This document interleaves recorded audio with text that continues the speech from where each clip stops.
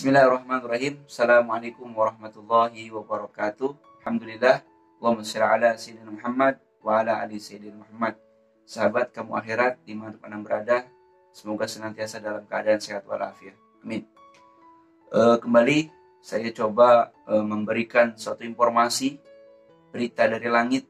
Ya, berita dari langit itu adalah berita yang datang daripada Allah Subhanahu wa taala, baik itu melalui firman-Nya itu Al-Qur'an maupun hadis-hadis Nabi SAW, yaitu sabda-sabda Rasulullah SAW. Pada hakikatnya itu adalah berita dari langit, ya, yang datang dari langit, ya, yang dibawa oleh malaikat Jibril kalau berupa hadis, kemudian disampaikan kepada Rasulullah SAW. Ya, termasuk juga firman Al-Quran SAW dari malaikat Jibril, kemudian sampai wahyunya itu kepada Rasulullah SAW. Ya, intinya semuanya adalah berita yang datang dari langit. Suatu berita yang datang dari langit, maka sudah tidak lagi diragukan bagaimana kebenarannya, bagaimana lagi keotentikannya. Ya. Intinya berita yang datang dari langit itu adalah berita yang sangat benar. Kita harus meyakini sebagai orang beriman. Ya. Nah, di sini saya akan informasi apa sih berita yang datang dari langit tersebut. Ya, salah satunya adalah bagaimana keutamaan membaca surat Yasin. Ya. Surat Yasin ini Rasulullah SAW ingin agar surat Yasin ini ada di hati-hati setiap umatnya. Ya. Yuk kita dengar bagaimana hadis Rasulullah SAW mengatakan mengenai surat Yasin. Ya, dari Atta bin Abi Rabah, ia berkata, telah sampai kepadaku bahwa Rasulullah SAW bersabda, barang siapa membaca surat Yasin pada permulaan hari, ya, niscaya akan dipenuhi segala hajatnya pada hari itu. Ya, jadi barang siapa membaca surat Yasin di permulaan hari, ya, entah itu mungkin pagi, ya setelah kita sholat subuh, ya, artinya di permulaan pagi, ya, di permulaan hari, ya sholat subuh lah ya, setelah sholat subuh, nah, barang siapa yang membacanya, maka segala hajatnya pada hari itu insya Allah akan dipenuhi, ya, akan dipenuhi hajatnya. Ya. Hadis riwayat Darimi di sini. Ya. Kemudian banyak riwayat yang menjelaskan tentang fadilah surat Yasin. Salah satunya menyebutkan bahwa segala sesuatu itu mempunyai hati, dan hati Al-Quran adalah surat Yasin. Oleh sebab itu, barang siapa membaca surat Yasin, maka ia akan memperoleh pahala 10 kali membaca Al-Quran. Masya Allah, 10 kali membaca Al-Quran. Ya. Kemudian riwayat lain menerangkan bahwa Allah Subhanahu wa Ta'ala telah membacakan surat Toha dan Yasin 1000 tahun sebelum menciptakan langit dan bumi. Nah, ketika para malaikat mendengar hal itu, mereka berkata, alangkah berbahagia umat Allah, ya, umat yang Allah menurunkan Al-Quran kepada mereka. Dan alangkah berbahagia mereka yang memasukkan Al-Quran ke dalam hatinya, artinya menghafalnya, ya, memasukkan Al-Quran ke dalam hatinya, maksudnya menghafalnya. Ya. Dan alangkah berbahagia mereka yang membaca Al-Quran dengan lidah-lidah mereka. Hadis lain berbunyi, barang siapa membaca surat Yasin semata-mata demi keriduan Allah, ya, semata-mata demi keriduan Allah, maka Allah Subhanahu wa Ta'ala akan mengampuni dosa-dosanya yang dahulu. Oleh sebab itu, jadikanlah ia bacaan bagi orang-orang mati. Nah, di sini nih dalilnya nih, kalau kita baca surat Yasin buat orang yang sudah meninggal. Nah, kemudian sebuah riwayat menyatakan bahwa di dalam Taurat surat Yasin dinamakan Mun'imah karena ia membawa kebaikan dunia dan akhirat dan menjauhkan segala kesusahan dunia dan akhirat. Surat ini juga dinamakan Rafi'ah Khafidhah, ya. Rafi'ah Khafidhah, yaitu mengangkat derajat orang-orang mukmin, ya, dan merendahkan derajat orang-orang kafir. Rasulullah SAW bersabda, hatiku ingin agar surat Yasin berada di dalam hati setiap umatku. Ya. Sabda beliau lainnya, barang siapa selalu membaca surat Yasin pada malam hari, kemudian meninggal dunia, nah, maka ia mati syahid. Jadi kalau kita baca surat Yasin di malam hari kemudian meninggal dunia, maka itu dianggap mati syahid. Masya Allah. Kemudian hadis lain menyebutkan barang siapa membaca surat Yasin, ia akan diampuni. Ya, barang siapa membaca ketika lapar, ia akan dihilangkan kelaparannya. Ya. Barang siapa membacanya ketika sesat di jalan, ia akan dikembalikan menemukan jalannya. Ya, jadi kalau sesat di jalan, baca surat Yasin, kemudian akan dikembalikan lagi ke jalannya. Kemudian barang siapa membacanya karena kehilangan hewannya, ia akan mendapatkannya kembali. Jadi kalau kehilangan hewan, baca surat Yasin akan mendapatkannya kembali.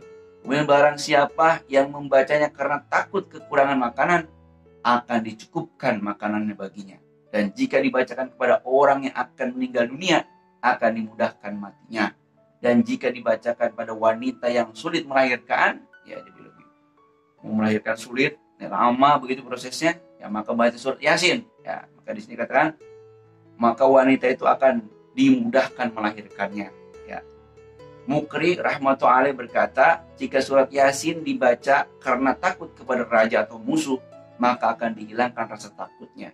Sabda beliau lainnya, barang siapa yang membaca surat Yasin dan As-Saffat ya, pada hari Jumat, lalu ia berdoa untuk suatu hajat, maka akan dipenuhi hajatnya. Masya Allah. Ya, inilah bagaimana telah kita dengar keutamaan daripada surat Yasin. Ya, insya Allah kita belajar bagaimana mengamalkan membaca surat Yasin ya, untuk supaya berita dari langit ini bisa menjadi satu keyakinan buat kita. Sebab dalam surat Yasin ini saya punya pengalaman ya, beberapa hari yang lalu ada teman saya, dia mengadukan tentang kakaknya yang berangkat pergi ke kampung halamannya ya, anggaplah dari suatu kota ke kota lain ya. Kemudian kakaknya ternyata sudah 10 hari belum sampai ke kampung halaman yang dituju. Maka sebagai adik ya, teman saya ini, karena dia kakaknya ya, adiknya yang bercerita kepada saya, kemudian menceritakan tentang hal ini ya, menceritakan tentang hal itu kepada saya, bahwa kakaknya sudah 10 hari belum sampai ke kampung halaman. Kemana? Ya, dia khawatir. Maka dia sampai sempat ada niatan mau bertanya kepada seorang orang pintar lah, anggap itu ya, dukun lah istilahnya, yang bisa menerawang di mana kakaknya berada ya. Maka dia ragu, dikhawatirkan sholatnya tidak diterima. Maka saya bilang, iya betul ya, kamu bertanya saja sholat kamu tidak diterima selama 40 hari, apalagi sampai kamu meyakini apa yang dia ucapkan ya. Lalu bagaimana solusinya ya? Maka saya katakan, yang pertama, apakah kamu sudah mengucapkan innalillahi wa inna ilaihi raji'un? Dia bilang belum. Ya sudah, ucapkan sekarang. Maka dia ucapkan di depan saya. Dia ucapkan innalillahi wa inna ilaihi raji'un. Terus yang kedua, saya bilang berdoa kepada Allah. Sudah, dia bilang. Oke, kalau sudah yang kedua berdoa. Kemudian saya bilang baca surat Yasin 41 kali, saya bilang. Nanti saya kirimkan. Nah, saya kirimkan tadi hadis yang saya bacakan tadi ya, tentang bagaimana keutamaan membaca surat Yasin ya. Maka dia mengiyakan saran saya itu.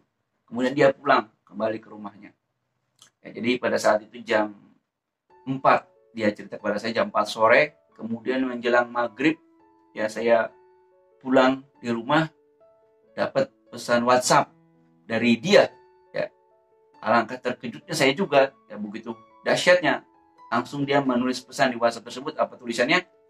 Alhamdulillah, kakak saya sudah ketemu, dia sudah pulang. Masya Allah. Langsung saya telepon teman saya tersebut ya, saya telepon, saya ceritakan ya, bagaimana kedahsyatan daripada surat Yasin. Dan dia baca belum sampai 41 kali, baru 1 kali selesai dan mau yang kedua ya. Begitu mau bismillah membaca surat Yasin yang kedua kalinya, itu langsung ada telepon dari saudaranya bahwa kakaknya sudah kembali.